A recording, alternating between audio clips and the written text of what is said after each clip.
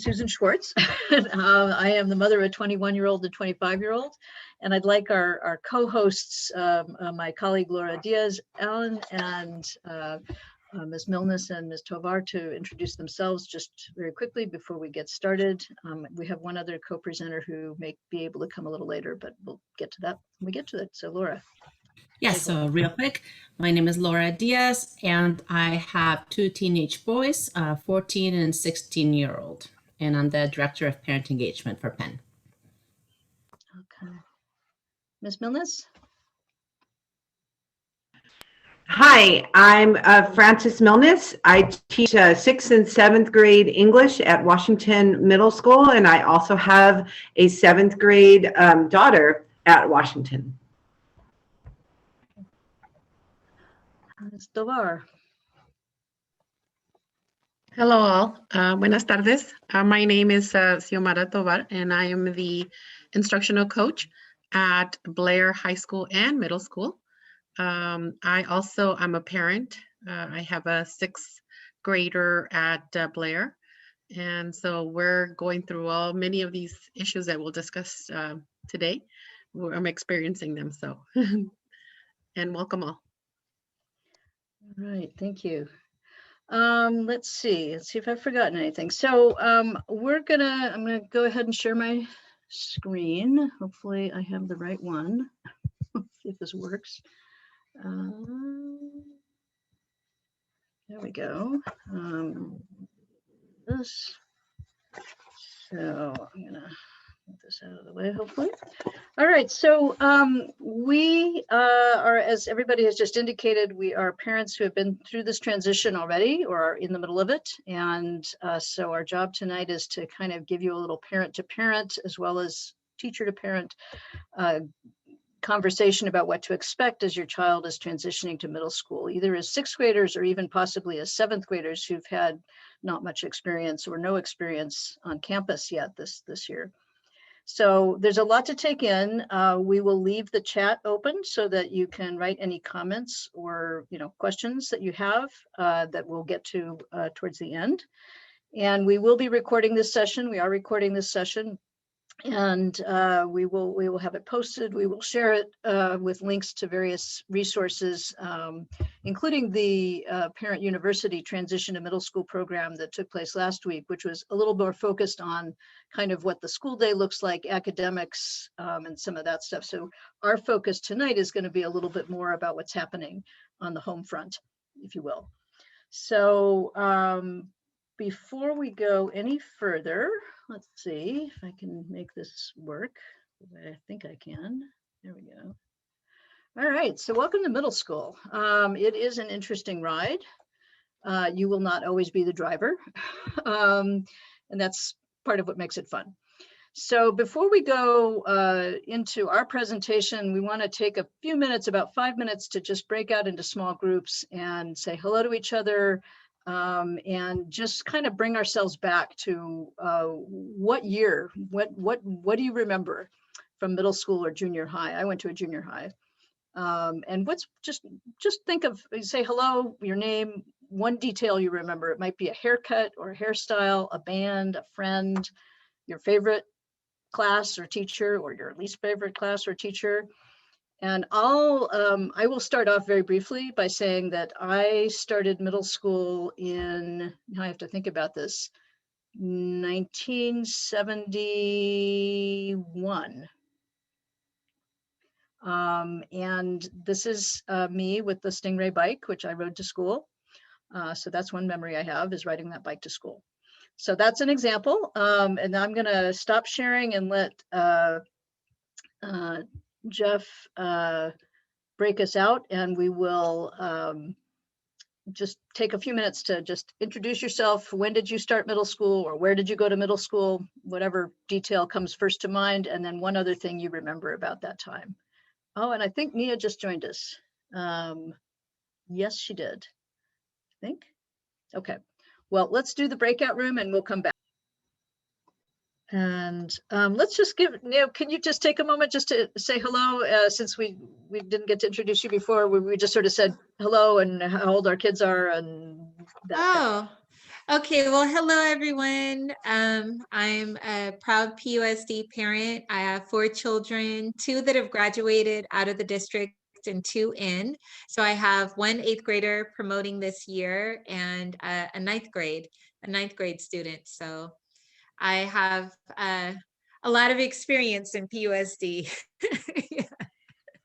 You got On the this middle, parents middle side. school thing down, right? Yeah, well, yes, sort Yes. of. Don't All right, ask the kids. well, no, of course not. Okay, I'm gonna go back to sharing my screen and go on with our show here. I wanna hide that. So I'm gonna just quickly kind of do an agenda here. This thing where it's hard to see my cursors. So we're gonna talk just very briefly this morning. It's been a long day. This evening, we're gonna talk a little bit about what is new, what makes middle school different, what's going on in our tweens brains, what's happening in there, both the physical differences that are happening and just the physiological and the cognitive and emotional stuff that's going on. And then we're going to really hone in on that third bullet, what our children need from us. And that's where we're going to really dive in and look at what we as parents or caregivers can be doing on the home front in terms of their personal well-being and their organizational and time management skills, and beginning to learn how to advocate for themselves. And we'll hopefully get some great examples of that, or some perspectives on that from our guest presenters. And then we're going to wrap up with we'll talk about some tools and some resources that are available to you, and some guiding principles to kind of keep in mind, just to sort of wrap all of that up. And then we'll go to questions. So again, the chat is open. If you have questions or comments, go ahead and type those in, and we'll wait till the end, I think, to try to get to them. We won't be monitoring that until after the presentation. So that is our plan. And I'm going to go ahead and talk a little bit about what's new, what's the middle school difference. So, I think the obvious thing is it's a big deal to drop off your baby at kindergarten, and it's also kind of a big deal to drop off your 11-year-old or 12-year-old at middle school. It's a bigger place. There are more people. There are new people. There may be some friends, but it may be making a lot of new friends, hopefully. And that might feel, especially after we've been kind of quarantined and in isolation for such a long time, that may be a more daunting sort of a proposition for some kids than it would otherwise be. And they're also going to be having to navigate more stuff at this big new campus. There are multiple periods. They have more than one teacher. They have single subject teachers who are versed in their subjects, which is a little different than what they had in elementary school. They're going to be getting letter grades. They're going to be doing homework and classwork, as well as tests and quizzes that count towards their grade. That's a new thing in most cases. And then there's PE. They're going to dress for PE every day, and that's part of their graded work as well. So that's something new. And the biggest thing, just sort of overall, is that they are more independent. But with that comes more responsibility, of course. And I remember my younger daughter was particularly excited when she started at middle school, because when the bell rang, they got to just get up and leave and go to their next class. Like, they didn't have to line up and be walked from point A to point B. And to her, that was just like amazing. So, it can be a little daunting though, too. There's more responsibility. You have to get to that next class. You have to get there on time. You have to have your materials with you. You're maybe expected to work more independently. So, and make up work when you're absent. So it is a big jump. But it is one that, a lot of our kids are maybe more excited about than scared. So again, it's very individual. So we want to kind of just be aware of that this is, my daughter's 21 now, and I still hear from her about what a big deal some things were that, to me, outwardly watching her, didn't seem like a big deal, but they were to her. So that's just always something to kind of keep in the back of your mind. What you see may not be the whole story. So now I'm going to turn it over to, oops, there we go, Laura, to talk a little bit about what is different inside of our middle schoolers, what's going on in that middle school brain. Laura? All right. So you may have noticed that your kids are changing outwardly a little bit, right? This is not going to be one of those talks where we go into detail about all that, but they're getting a little taller, maybe a little stinkier. And if they're not, they will soon. People warned me about that and I did not believe them, but it is true.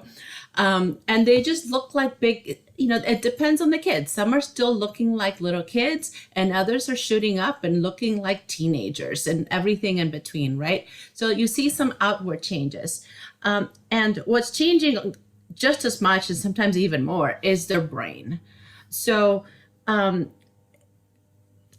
so we've talked about how middle school is a bigger, more complex place with more freedom, but also sometimes more demands on our kids, right? Well, that's also what's happening inside of them.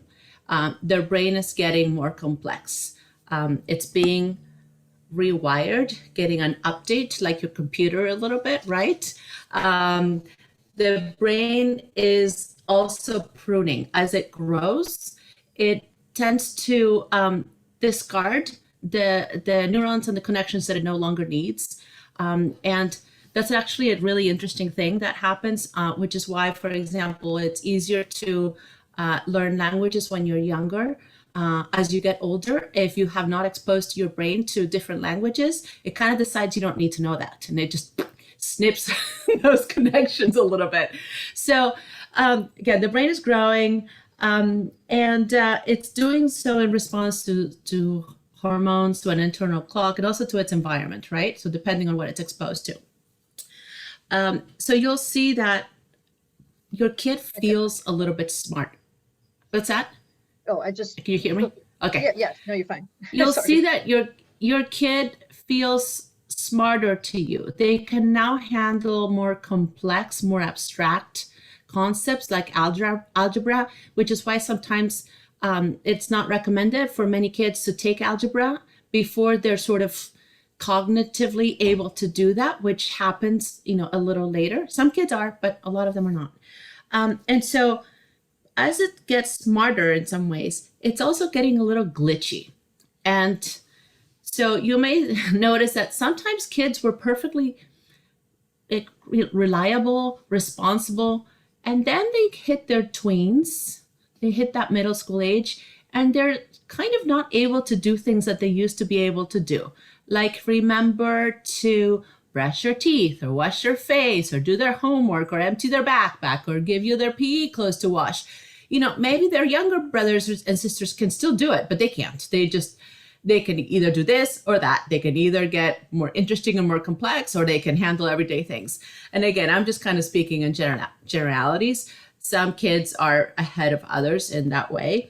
And the thing that's happening is that emotions often interfere with their ability to think, right? Because the sort of emotional parts of their brain are on overdrive.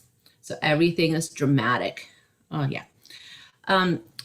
And overall, one thing that's happening, but not as fast as we'd like, is that the prefrontal cortex in charge of executive functions is developing. But again, the brain develops from back to front. So babies, for example, they learn how to breathe and how to swallow and eventually how to walk and how to talk. That's going from the back to the front. The last piece to develop is right here, the prefrontal cortex. And it is still developing into the mid-20s. Some say even into the late 20s for some men. So just so you know, that is why sometimes parents complain that their children have gone off to college and they're still not making the best decisions. And if you remember back on your college years, you didn't always make the best decisions, right? Because your prefrontal cortex was not all the way developed. So that's in general kind of what's happening. The other bit that I want to highlight is that the amygdala in charge of emotions is really on overdrive, as is, and I can't remember what it's called, but there's a part of the brain that is in charge of kind of what we think of as addiction. So teenagers are more prone to addiction than younger kids or adults, which is why we will see things like a kid who cannot put down their phone because they're texting back and forth with their friends, or because they're playing video games, or whatever it is. They cannot do it. And they get really grouchy when you try to take that away from them, right? So, and then later on, you'll see, and not for a middle school, hopefully, but, you know, sometimes we see teens experimenting with drugs and alcohol and all that stuff. They're just primed for all that excitement and not yet able to make those good decisions. So the other thing that's happening emotionally is that kids are wanting more independence, more privacy, and, as you know, more time with peers. And that can be really hard for parents to grant, because we kind of know that they're not going to make the best use of that independence all the time, right? And we don't know where that line is. And so maybe they did a pretty good job the last time we said they could go to an overnight, you know, a sleepover or whatever. But we also remember that there were rumors about how it wasn't altogether good. We just don't know when to expect what sometimes. And again, some kids, we can feel a little bit more at ease giving them more independence than others. But even within your same responsible child, it's hard to all of a sudden grant them all the independence and the privacy that they would like, right? So it's like a constant dance that we're dancing with our kids, trying to figure out where that limit is. Sometimes it feels a little bit like, and I think I was saying this before, that raising a tween or a teen is like having a big toddler. Do you guys remember what it was like to have a toddler? How they said no a lot. They wanted to do things their way. You know, I do, you know, and now they're just bigger toddlers with lots of words, but still a lot of emotion and a lot of asking for their privacy and their independence from you. They're trying to pull away from you. So let's just remember a little bit. We were all this age, right? And we were just talking a little while ago about what it felt like to go to middle school. I'm just going to ask you to connect a little bit with the kid you were in middle school emotionally and how you related to your mom often, but in general to your parents. I have memories, and some of them are written in my diary that I'm so embarrassed to read now. I remember feeling like, you know, something was so bad it would never be better, ever. I mean, so dramatic. Thinking or saying to your mom that she ruined your life, because clearly that's what her mission in life was. Or thinking that everybody was going to notice the zit or the bad hair day. Everybody's going to notice it. And then, in terms of socially, just obsessing about, you know, why didn't she say hi back to me this morning? And I don't think Brian is inviting me to this hangout. And leave me alone, but not yet. I'm hungry and I've got it, Mom. Why can't you trust me? And then coming back when the thing broke and asking sheepishly for mommy to help fix it, right? Big emotions and a lot of drama. So if you're not there yet, this may come, you know, and some of us get it more than others from our children. And that's, again, it's hormones, which are both making it possible for teenagers to feel more complex emotions, but also kind of, you know, making them sometimes feel contradictory feelings and interfering with their ability to learn and make good choices. Again, because the prefrontal cortex is still developing and the emotions are interfering. The other piece that I wanted to highlight is that as middle schoolers transition to the new middle school environment, they're processing a lot of new information. A little bit like I remember starting a job and the first 2 weeks of that job, I was exhausted. It wasn't Penn, it was this other job.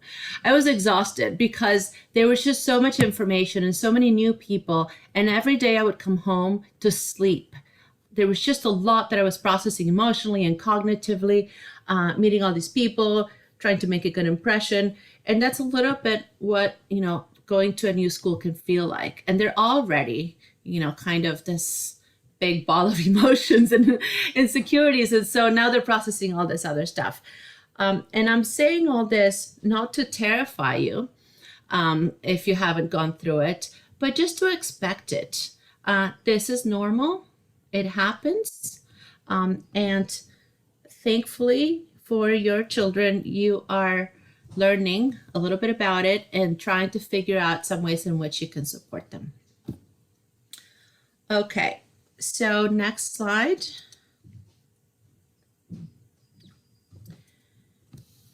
So in terms of how we can help them, there are a few areas. One is just sort of their personal well-being. Then there's, emotionally, socially, and also helping them to develop some organizational or time management and self-advocacy skills.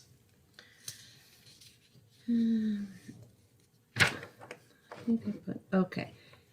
So I think here's a place where we would love to have help from our guests to think a little bit about some of the ways in which parents, or if you think about it in terms of us being a professional, how you're helping teens navigate this time. What are some of the things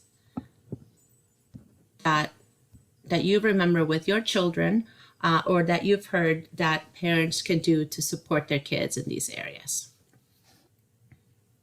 Who wants to go first? I think I just wanted to say we wanted to sort of focus first on the personal well-being issues and then segue That's to true. more the organizational time management That's skills. true. Yes. So if you have a story that goes with this, and again, I mean, Laura, maybe you want to say something about like with the one of these just to kind of lead us off, and then I would like Ms. Milnes, Okay. And Ms. All right. So, Tovar to chime in with other examples as you okay. So like to. for example, kids have to dress up for PE in middle school, right? Some schools are pretty, well, I think most schools, except for maybe one, ask for them to wear a uniform. Some schools are a little bit more lax and they'll let them wear like the right color shirt, right? I know with one of my kids, his school at the time would only allow them to wear their school issued PE uniform. And we had bought one because we weren't thinking. And so I had to help this kid with his hygiene. I had to, basically make sure that uniform got washed at least once a week. And I had to, make sure he took showers and make sure he used deodorant, because my mom was a teacher and she used to tell me stories about what her classroom smelled like. So those are things that, you may find that you're helping your child with. Or eating and sleeping. Schools try to provide some healthier options for kids to eat, so they're not just eating junk all the time. I've heard that sometimes counselors spend a lot of time just dealing with kids who are not getting along. Is that, Xiomara, are you in that position, or have you heard anything about this at your school? No, not the getting along. Well, especially right now since we're remote. Oh, right. Yeah. We don't hear those, but I think when I'm thinking about personal well-being and all the bullet points there, I think keeping that structure, that routine that you've kept maybe in 5th grade, I think keeping it in 6th grade is just as beneficial. Making sure that they have a time where shower at night, and or there's a time for shower, making sure that they're sleeping their full hours, and because we do see a lot of middle schoolers falling asleep in class, and that's why that was one of the shifts to starting a little later here in California. So that's been a little helpful. Eating, I see that a lot of the middle schoolers don't do breakfast. So maybe making sure that they take a snack, and just making sure that they're communicating with you as far as like, okay, where am I going to be picked up? Where am I going to be dropped off? Things like that. I see those expectations help with the, the personal well-being. Thank you. Mhm.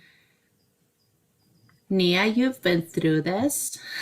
What are some things you remember or that you're doing now to support your kids in these areas? Well, what we're shooting for, we don't always get, but I can tell you like what I try to do. Um, I appreciate the going back to the toddler like illustration that you gave, Laura. So I use that with giving limited choices, right? But making them feel like they're making a choice.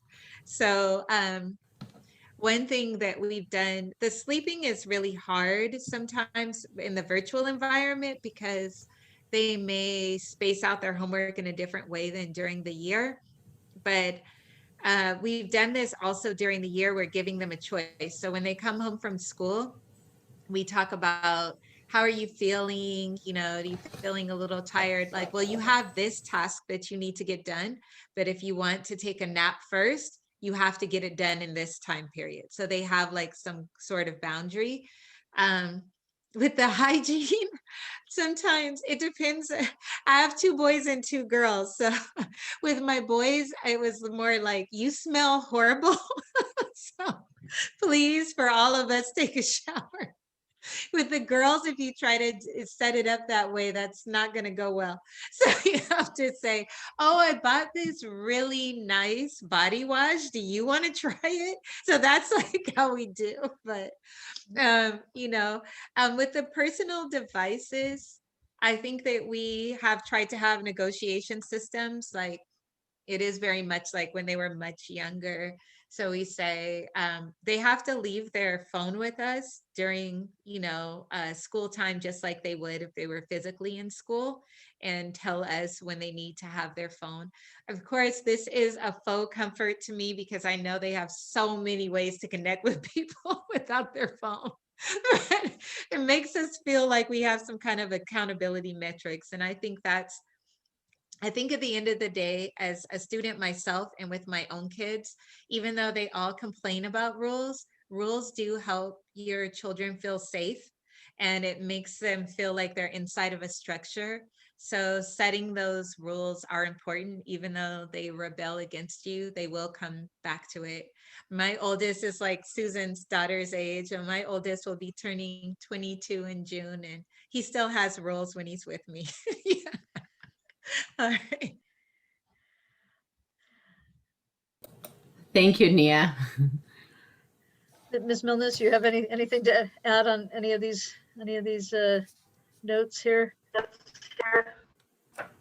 Yeah, I was going to sort of focus on the eating and sleeping. As a teacher, I see lots and lots of kids come in and they're hungry, but they don't necessarily want to do breakfast. So I, as a teacher, I would always keep snacks in my classroom because sometimes the kids just need a little something. So just say, hey, there's a granola bar or something. But for my own daughter, it's a negotiation. Her first 3 months of middle school, I didn't realize that she wasn't going to the cafeteria and eating. So she would come home ravenous and just be on empty. So I realized this and kind of, made sure that she had something, because even though they're 12, sometimes they forget, like Laura says, they forget to do those things. So you need to make sure that, before you leave, before you're ready to drop them off, hey, do you have a snack? Hey, do you have a little something for nutrition? So that you get through that time period. And then the sleeping is just same as Nia. Personal devices get handed over to me before they go to sleep, before she goes to sleep, because wow, is that phone tempting? And then, after they're in it. And I wanted to go over, what's that? Did you want me to go to the next slide, or are you still? No, not yet. I just wanted to go over the sleep a little bit, because kids really don't get enough sleep for a variety of reasons, right?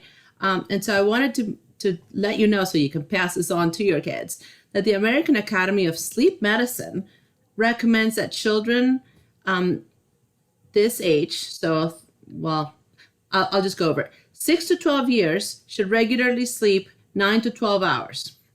And teenagers aged 13 to 18 should sleep 8 to 10 hours. So just figure out about how much your kids are sleeping. And they also say that 6 out of 10 teens do not get the sleep that they need. So sleep is extremely important, right? When they're sleeping, I just learned this cool thing. The brain actually cleans itself when it sleeps. Did you know that? Because the brain is, it consumes glucose and it does what it does. And then there's waste, and it actually gets rid of that through spinal fluid. And that only happens when they're sleeping. So if you haven't slept enough and you wake up all groggy and you can't make sense of what the teacher's saying, whose fault is that? Your poor brain just can't do it. It needs more time to sleep. And also, while we sleep, the brain is integrating concepts that we've learned during the day, right? Kids that don't sleep enough are also a lot more likely to get overly emotional, or either not have an appetite in the morning, or sometimes just be ravenous for carbohydrates and empty calories. So there's just a lot of things that are happening while we sleep that are good for us, and not sleeping enough is really bad for teens. So I just wanted to put that out there. And Go I ahead. think that's it for that one. Yeah. Okay. All right. So as we talked before, kids, are getting smarter in some ways, but they're still needing parents to help them with the organizing and the planning. And they're reminding them to, charge their Chromebook and to bring that extra pencil because there's a test today. And did you do your homework? They still need us to do much of that, right? So again, just from what's required of you as a parent at this age is just know that they still need you until they can do it on their own. There are lots of things that I've tried. For example, charts. We've charted homework. Now we have Canvas, so we don't have to do as much of that. But we've charted homework. There have been rewards at times. There have been timers. At some point, one of my kids was really struggling, and I didn't think he was going to end up doing all the work that he had fallen behind on. So he got a bell that he had to ring when he completed each assignment, and I had to go check it off again. Oh, good. I see Miss Milnes is showing us something. Lots of things, and I want to give Mrs. Milnes a chance to show us what she's doing in the classroom to help the kids.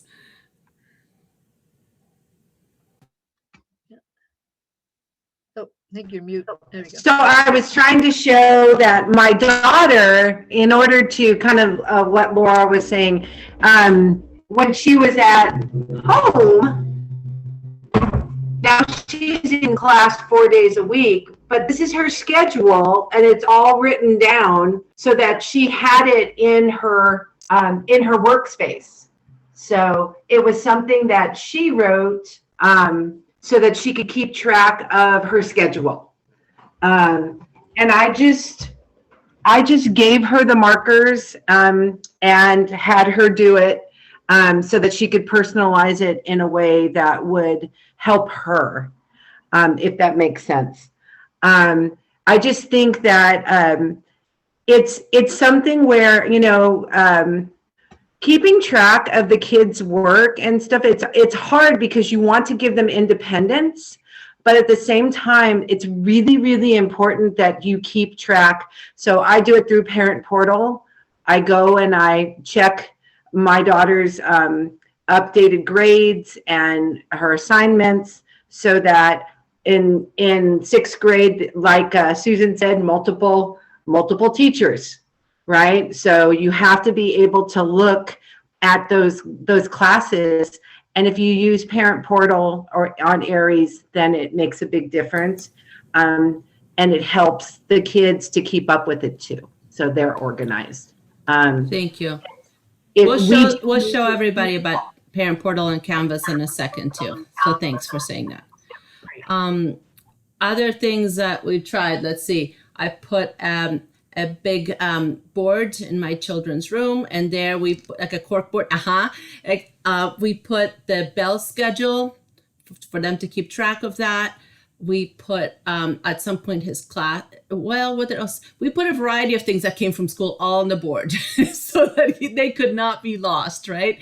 Okay, I see someone else did a board, and we've gone back to doing things that we hadn't in a while. But designating a spot for the backpack and the mask and the shoes, because you know that in the morning when they're obsessing about their hair that all of a sudden they care about, right? They're going to be running late. They won't be able to find their shoes or their backpack or the mask or the phone or whatever it is that they were supposed to bring. Reminding them, and giving them a place where they can charge their Chromebook every night. So these are all little things that you kind of have to think ahead and make sure that you make a space for them and a structure, a little bit like, like an external skeleton, like an exoskeleton, until they kind of get it, right? All right. Any other things that anyone wants to share that they've done to help their kids? Xiomara? Sure. At the beginning of sixth grade, it was difficult for my son to transition from fifth grade and then moving on to having 6 different classes, 7 actually, because he has a 7th period. He does ASB.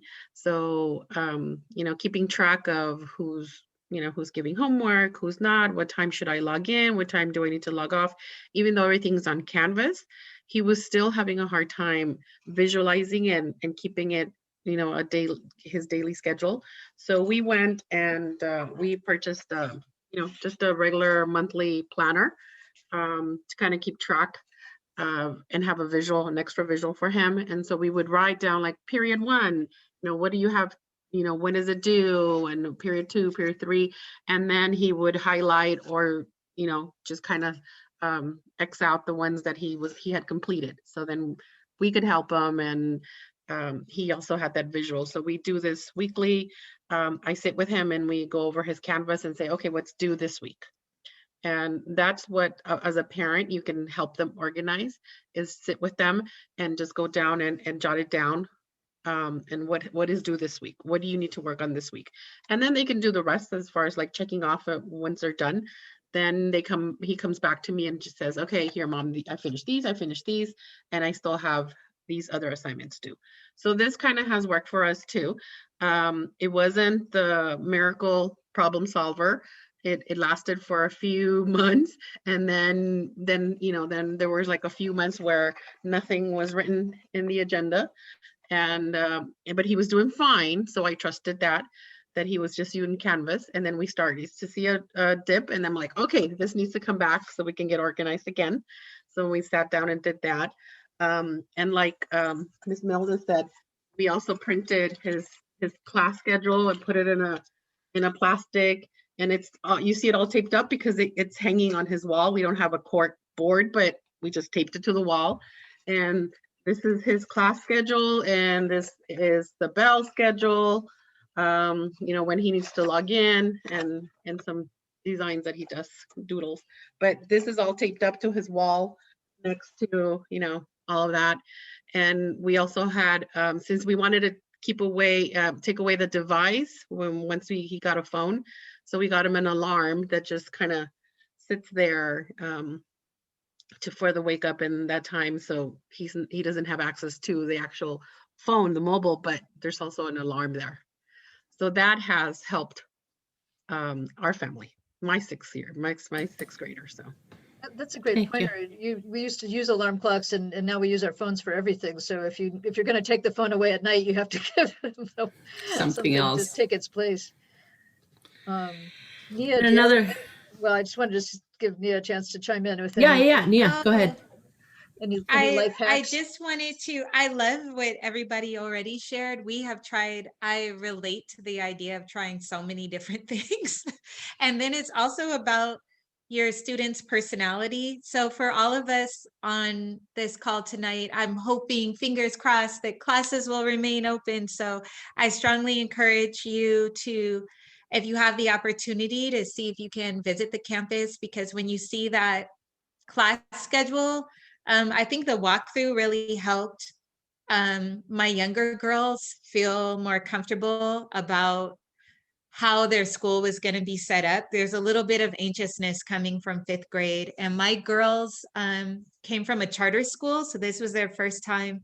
They started public school in middle school, so it was very dramatic to them, you know, just thinking they had all this stuff built up in their head. And it was very nice for them to be able to do the walkthrough. With the list, there's something that I recently started doing myself that we're doing together for my younger kids, my 8th grader and my 9th grader, that in the planning that you talked about, some people get overwhelmed, you know, when they look at all the things that they have to do, and they start freaking out and it becomes a point of anxiety. So what we started doing is we write out in the morning or in the evening, depending on personality, what kinds of things you anticipate coming the next day. And then you number them in order of importance, and then you start crossing them out. Because sometimes we tend to do things that are least important first, and then we're still having all this anxiety over what we need to do instead of tackling it. So I have been using that because I am overly committed sometimes. And then I'm like, wait, that's not very important. I don't need to worry about that. So we do that together. You know, it's hardest on my oldest, but for the younger set of kids where I know more and I'm a little older as their parent, I'm learning how to integrate more mindfulness practices into every day. So I feel that's important. When kids start out in school, there's a lot of stress about what they presume they might be experiencing. So just any way we can help ease that as parents by helping them feel prepared. Those are great. Yeah, I'm resonating. So much of this is resonating with me, and my kids are 21 and 25 now. And I know there were a couple questions that came in before we did this, you know, when people were signing up for this program, and also in the chat about to what extent do teachers help kids start to either, you know, work with a planner or use, you know, develop some time management skills. Is some of that being taught in the classroom? And I gather that it depends on the school and also on the teacher. At some schools, there's actually you know, at Washington, for example, that is an actual program that every kids get that. But does anybody else want to just maybe, Tovar, I think it does vary a little bit from place to place. So you can't count on one thing. But do teachers usually try to impart some of those skills by breaking up projects or giving people interim deadlines or things like that? Anybody want to weigh in?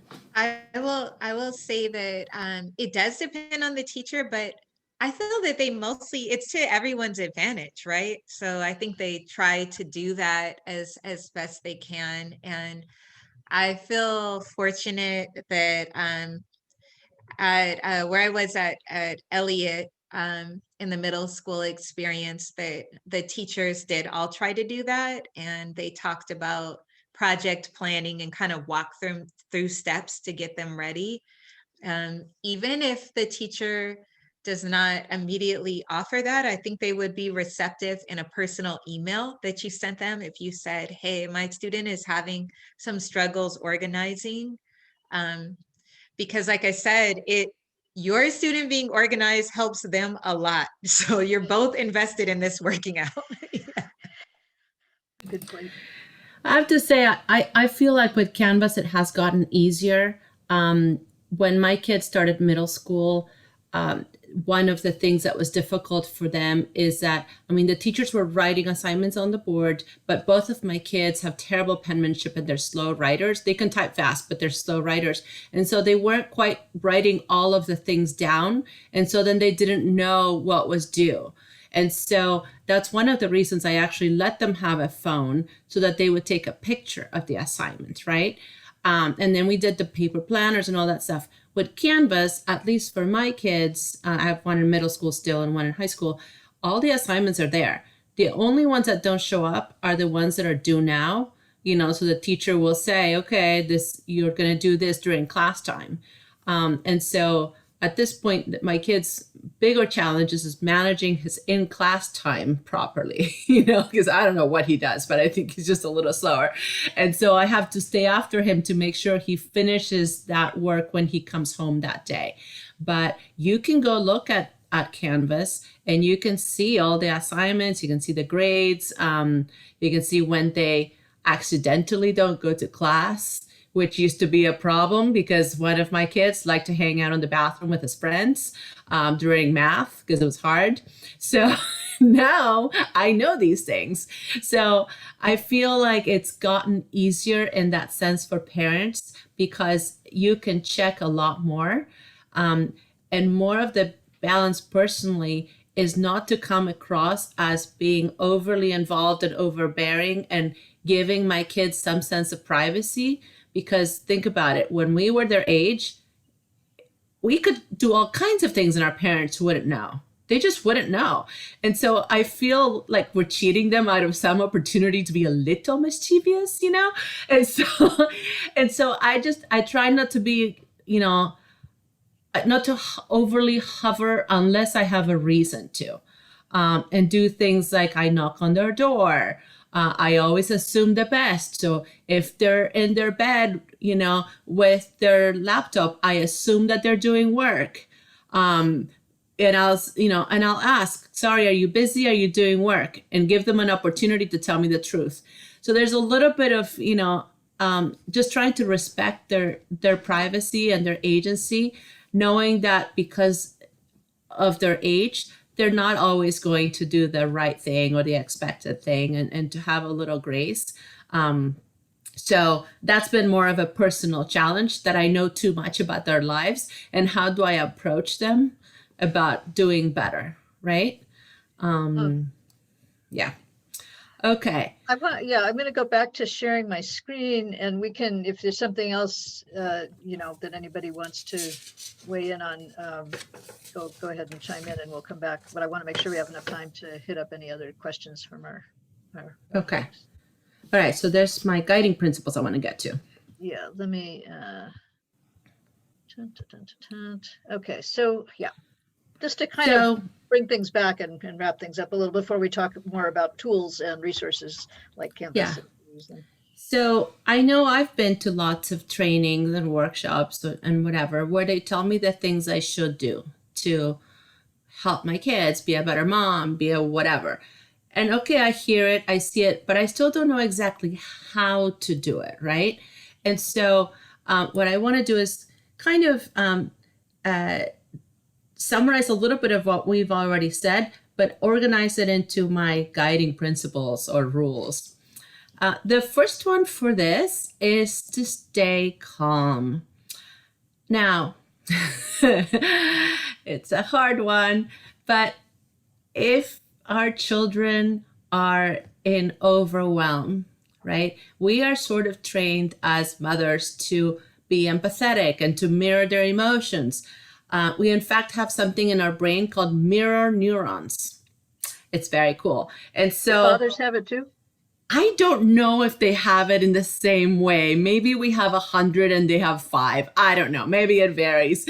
I'll have to look into that. But it gives us the ability to connect to our children's state of mind and emotional state. And the problem with that is that when they're in overwhelm and we're in overwhelm, we can't have a logical conversation. And so one of my props, I have a few props. So this is a little glitter bottle. This is our child after a day at school when things have not gone well. And this is where they are. They're all stirred up. And then we see that and then we all get stirred up, right? And that is not the time to have a productive conversation about how to manage our time better or be a better friend or whatever. It's not going to go well. So our job is to stay calm, breathe, and wait until we're calm. Now, it's easier said than done. And so the commitment that ideally we would be making is to ourselves. So you've heard that saying about put your mask on first, right? So one of the things that I keep talking about is that the better we are mentally, the better our children will be mentally. And so if you can carve out some time for exercise or to sleep a little bit more or to eat foods that make you feel better physically or to go to yoga or meditation or whatever it is that helps you feel connected to yourself and in a good place, the more you can do those things, the better able you are to deal with this child who is learning how to regulate, right? And just like when they were babies or toddlers, you know, they were trying to regulate their own emotions by looking at us. And if they fell down and they hurt their knee and we went, oh, they would cry even though they were not in such pain, right? It's the same thing. If we're going, oh, every time they tell us something, then they think it's terrible. And then it goes back and forth. So I have more props. This is my I literally had this little frog by my computer to remember to stay chill because my kids have told me that I overreact to what they tell me. So that's the little frog that reminds me. So stay calm.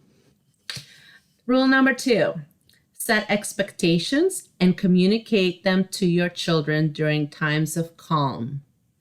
Now, sometimes we have expectations based on our values, based on what we think the future will be like, based on who our children are.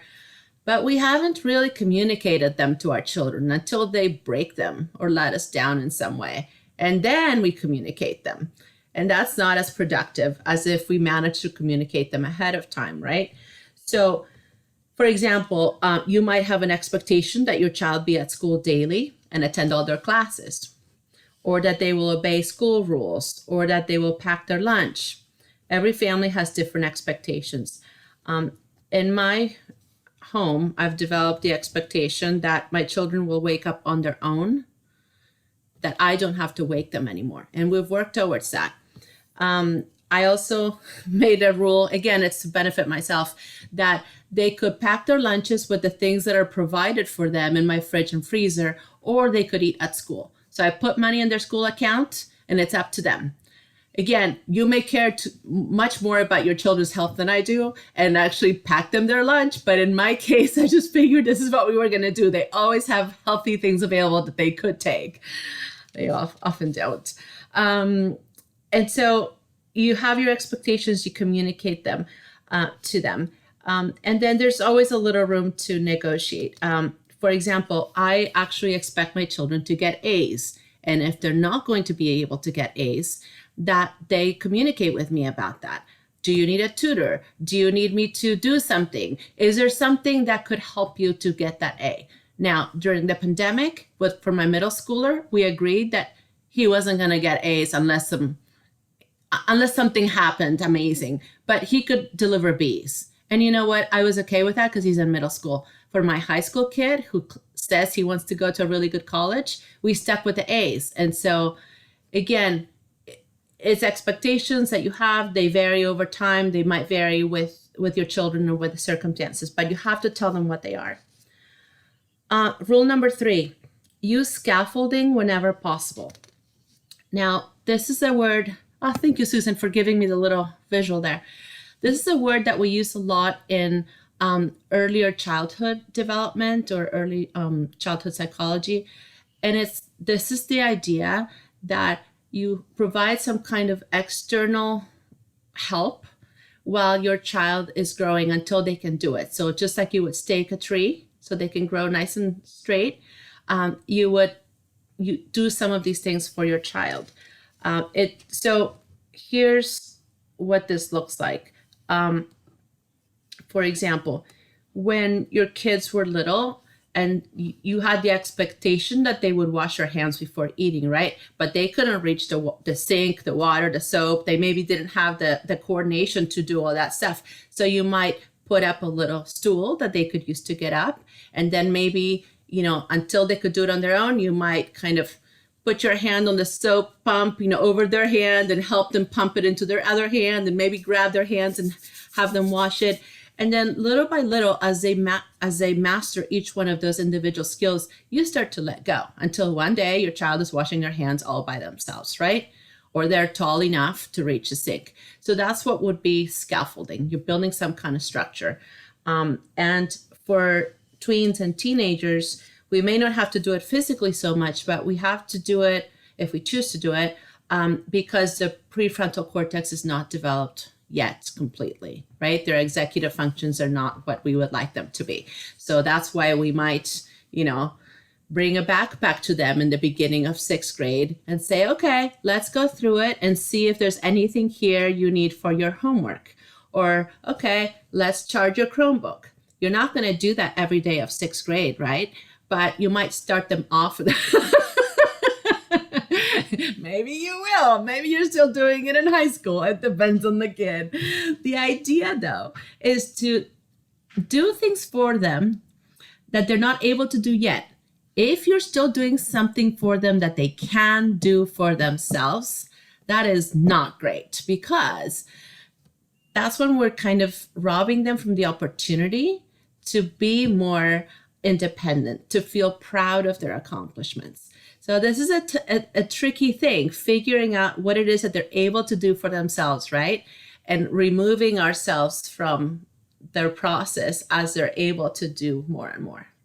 I think the example that Ms. Tovar gave of the planner, the notebook that she used with her son, and he had the system that he was using, and he was doing it on his own for a while, and then he kind of fell off, but he was doing okay. But when he needed, as things sort of began to slide, she said, okay, it's time to go back and do this. So you're kind of playing that still external role, showing them what to do and how to do it, and then just kind of monitoring and checking in. Are they doing it? Is it working? If something has gone off the rails, let's sit down and look at this. That's a good point. And knowing that just because they can do something doesn't mean that they can do it right now. So if they're, say they're studying for exams, or they're stressed, or they're sick, or something's happened, then the stress is interfering with their ability to do the thing that they already knew how to do. And so that's when you might step back in. So it's not a clear-cut process. Anyone have any questions about this before I move on? Because I think it's kind of an interesting concept. Okay.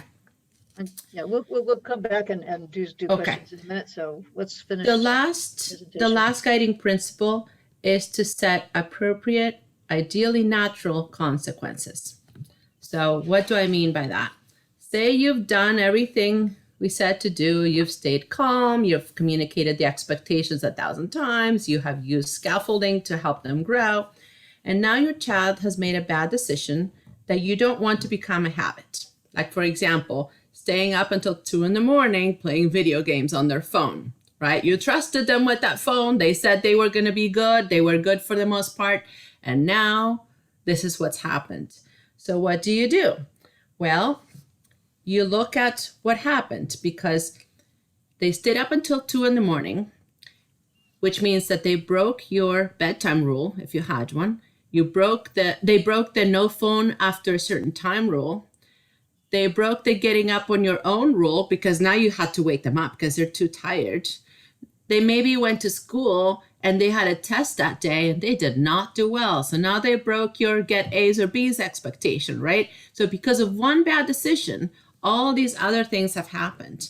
So that's a time to discuss natural consequences. So one thing you might do is, after school that day, after your child is calm and they've eaten and they're not in this overwhelmed state, right? Because they probably know they're in trouble. So you're going to wait until they're calm. And now you're going to have a little conversation about what happened. Not judging, not all mad, but just what happened. And hopefully they will tell you what happened. That, they stayed up playing a video game. Maybe they won't. But either way, you will help them eventually arrive at the truth/fact that they did stay up until 2 a.m. playing video games. So now you're not the bad guy. They're not the bad guy. The bad guy is the bad decision that they made, and the thing that helped them make the bad decision, which is the phone. So now, what's a natural consequence, right, of all this? Well, you can't have your phone in your room after lights out or whatever that might be. Or you lose your phone for a week, whatever you think will work. And you can include them in making that decision. I know when I asked my kids what they thought a consequence should be, they usually came up with something way worse than I was thinking I would do. I don't know why, they're weird.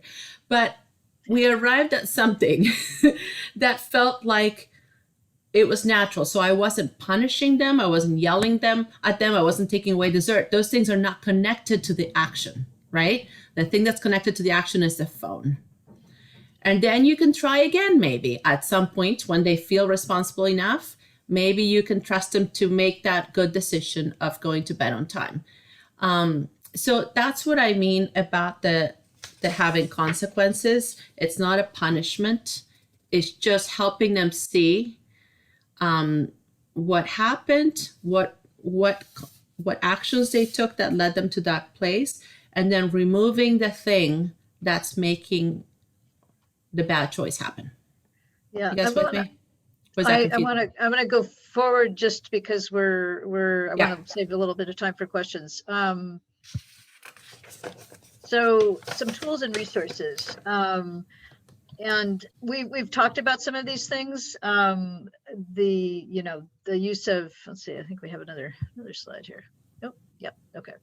So Canvas, people have mentioned, I think, everybody's had a chance to sort of figure that out this year, which is a benefit of a lousy year. But the parent app is something that is really helpful. We'll put links in the chat in a minute, but also we'll send out an email with all the links and resources. So if you're not familiar with it, there are some tutorials. There's lots of ways to get familiar with how you can use that.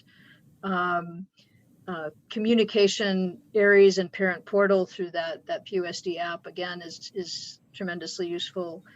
Some schools have social media things that are going to help you sort of stay on top of what's going on with other parents or from the school. And then obviously, as in elementary school, contact the teacher first with questions and concerns. Check in. The teachers see things or will be, when they're back on campus, particularly be able to see things that you may not. So they may have some insights. And then remember that at middle school, you have a school counselor as well, who can be a resource. And then again, the other point that we wanted to touch on is just, as you're doing this, as with everything else, this is part of that scaffolding. You're not going to go in and do all the advocacy for your student. You're going to help them learn how to, have you talk to your teacher. I have a real clear recollection of my middle schooler coming home and being really upset about a grade or an assignment that was supposedly not in. And I said, well, have you talked to your teacher? And it was like, but I said, well, okay, well, let's rehearse it. What would you say to your teacher? How can you approach her about this? So, but she got to do it. And then it was fine. So, I think that's something that we've kind of touched on. And I want to just stop sharing for a minute here and let our teachers and parents add anything that they might to that. And then we're going to go back to the chat and look at your questions. So I just wanted to jump in with what Susan said about rehearsing, because rehearsing is a huge thing. I do that with my daughter, and I kind of go through the steps for, whoops, I kind of I had a slip, and what do we do? And do you email? Did you email them? Or did you turn in your assignment? Did they email? Did you email them afterwards? Just things like that, where it's that agency that Laura was talking about. It's that agency of building that independence and saying, when you communicate with your child about it, and you say, okay, well, pretend I'm the teacher. Let's practice. And what would you say? And then you coach them through it so that they feel successful, and it makes it so much easier. My daughter in 7th grade is such a better communicator now because of just going through those things. And it's really hard when you go to school at the same school, and Zia Mar knows this, as your kid, you teach there, and then everybody knows that's your kid, right? So it's like, well, of course she gets, no, actually, my daughter walks around saying, no, actually, she's tougher on me than she is on you guys, that kind of thing. But we have the benefit of doing that and practicing with them. Everybody, it takes 5 minutes to practice with your kids, and they go to school with a little bit more confidence, and each time it gets better. I just wanted to capitalize on that one. I have to completely agree on that one with Ms. Milnes, and it's that teaching the students to advocate for themselves is one big thing that I've learned myself as a parent, working at that same school, like she says, and trying to keep that boundaries and that, okay, don't step over, you need to go and communicate with your teacher. Composing an email, that's one thing that I've noticed a lot of our middle schoolers do not know how to do. I had one middle schooler that I mentor. I said, okay, well, we're gonna write an email to your teacher, and she wrote like her whole message in the subject heading area, and I was like, no, that is not how we write an email. So we had to go through like, okay, these are the steps, just like writing a letter, like greeting and and closing of your letter. So all those things are so essential when they go to middle school. Even my own son, we've like composed emails to the teacher because I went ahead and I asked about a low grade that he had, and the teacher came back saying, well, I already talked to your son about A, B, C, and D, and he has not emailed me. And I was like, oops. See now, and she said, well, if he needs A, B, C, and D, then he needs to email me. He needs to email me.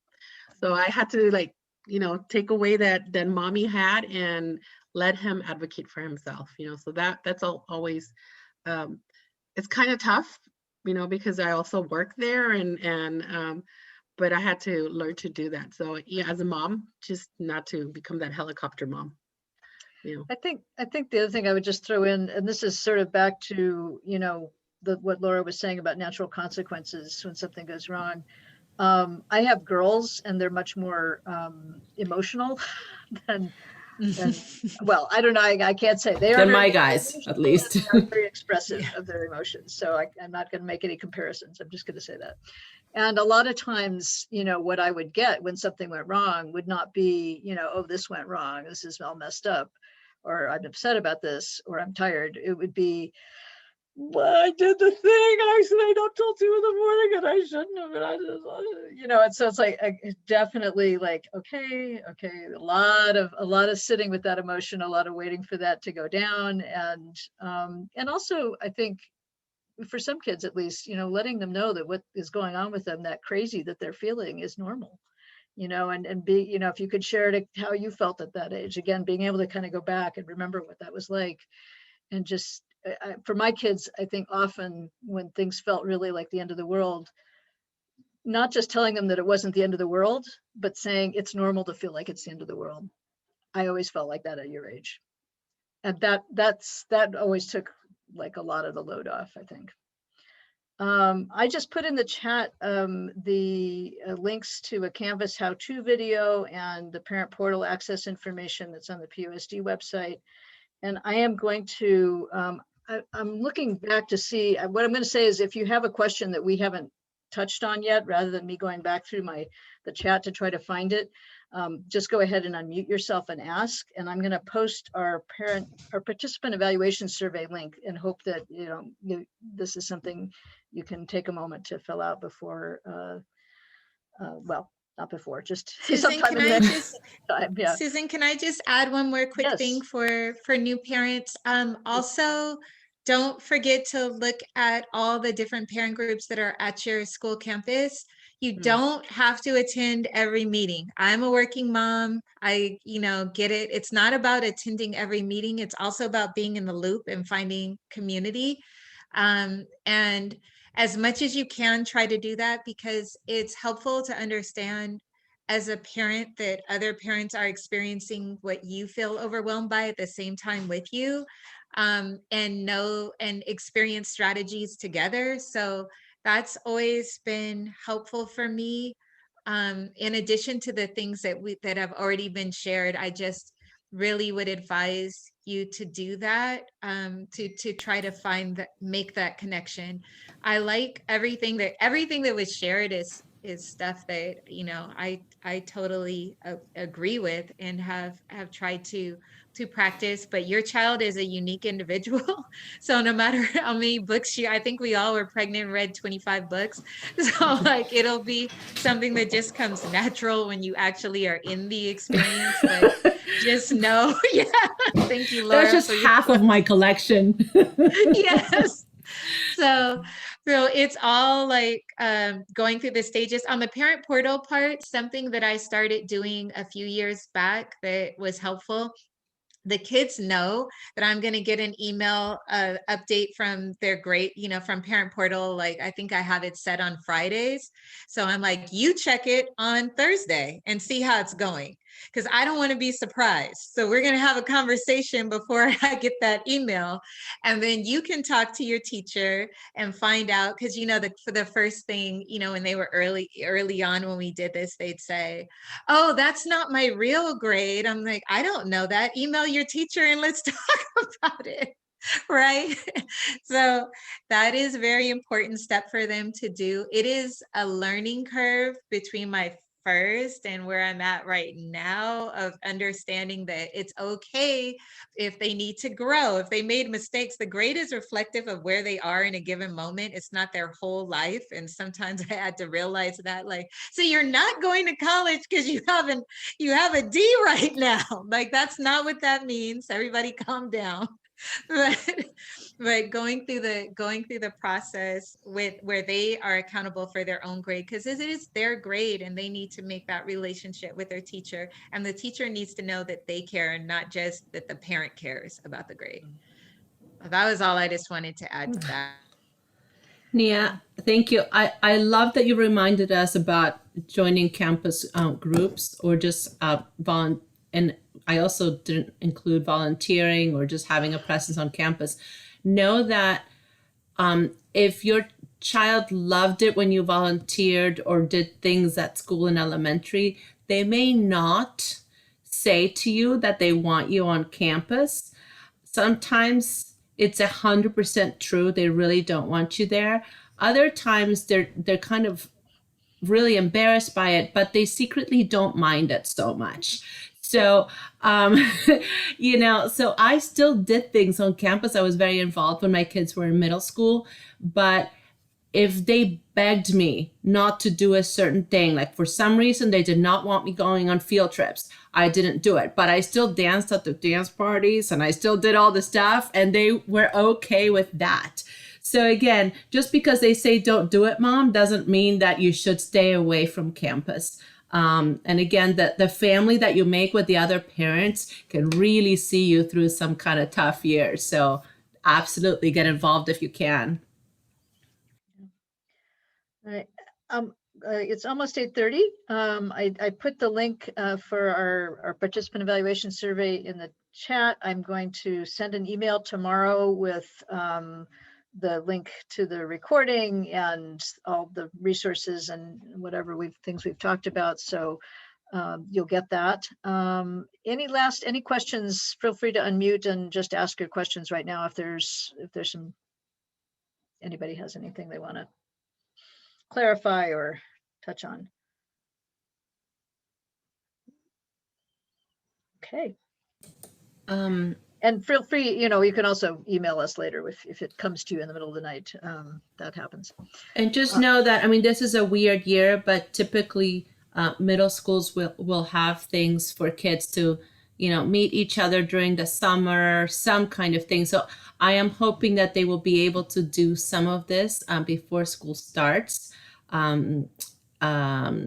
And again, typically you would have visited the campus ahead of time, whereas this year you might only have done a virtual tour. So things are a little different.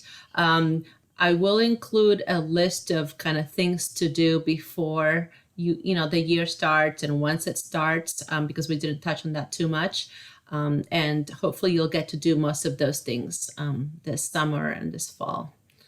So All right. fun. Middle schoolers are fun. That's the thing. They're really fun. So as much as we